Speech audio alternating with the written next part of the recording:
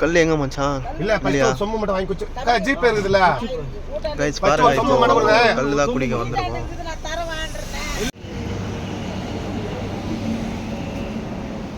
பார்த்தீங்கன்னா ஒரு இடத்துக்கு போயிட்டு இருக்கோம். ஸ்பாட் ஒன்று இருக்குன்னு சொல்லியிருக்காங்க இங்கே கல் குடிக்க. ஸோ இப்போ அங்கே தான் போயிடும்.